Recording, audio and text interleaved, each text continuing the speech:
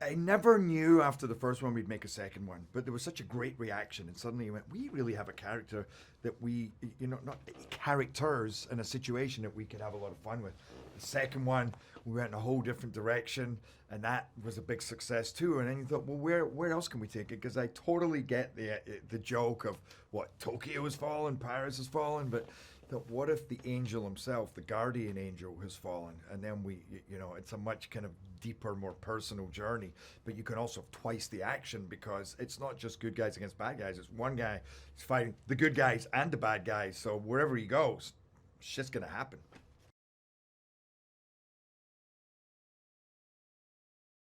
Each film has been different.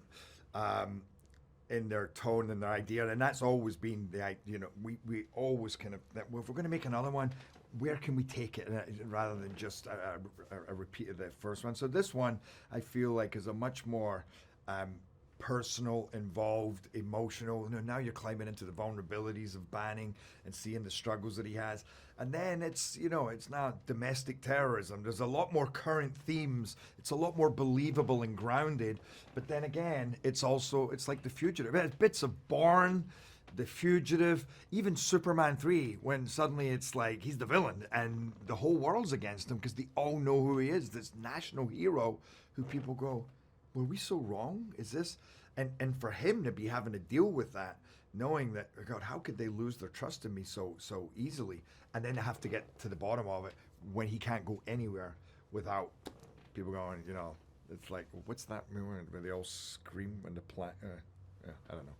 It's an old movie and they go, Donald Sutherland, but Invasion of the Body Snatchers. I kind of felt a bit of that too.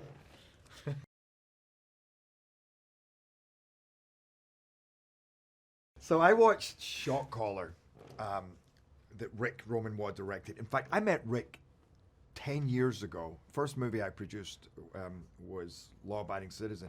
I interviewed Rick, and I loved him. I loved his ideas. But he hadn't really done much, and it was just a bit of a gamble. But we clicked. We always said we're going to work together. And Rick said to me once, you and I are going to make a movie. It's going to be The Searchers, John Wayne's. They're going to remember it for generations. So I watched his prison movie, Shot Caller, and I came out of there like shaking. And I called him up and I said, you mentioned the word three, like 3 generations. What about doing The Third Has Fallen? There was a pause, and he's like, okay, what are we talking about? I sent him a script, and that basically that weekend kept emailing him saying, what about this, and he had a look and he went, you know what, let's do this, let's ground it, let's make it really gritty and emotional and powerful and character driven.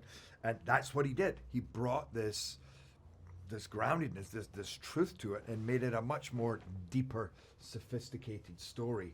But yet at the same time, he's a stunt guy, and that's where his world is. But he's a stunt guy who thinks on the deepest level. It's all about the subtleties of relationships, and not scared to go there. So we would just sit and talk about themes and what I've been through in my life, what he's been through in his life, the people that he knows. And he's very connected with people and, with a lot of soldiers, a lot of special forces. And he goes into their minds so deeply, and their pain and their struggles and their wins. And so that you really feel that in this movie. You have a fun ride, but it's very touching as well.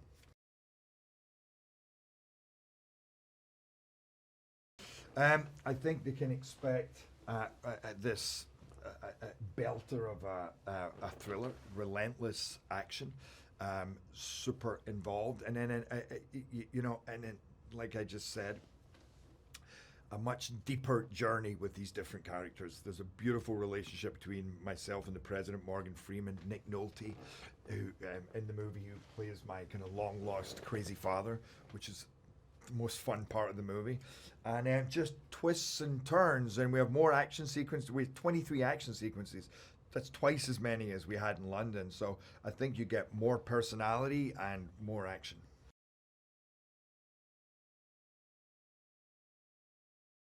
This is the last great action movie of the summer because this is a great action movie, and I think it's the last action movie of the summer. I mean, it really is. It's been a fun summer of big Marvel movies, but they're comic book movies, and now a chance to see. It was like when Olympus came out. It surprised everybody, I think, because even though it was a bit insane, there was still this kind of groundedness in the insanity. This is even more grounded, but I feel like it's going to take people by surprise. That's what I'm hearing, everybody that comes in. Because you think a third one, yeah, it's going to be. But everybody that's coming in is like, dude, I love this. I love this. And I think we had a lot of courage in this. We took a gamble in the direction that we took it in, going for, like I say, a deeper, more interesting story rather than just let's blow up another city, you know.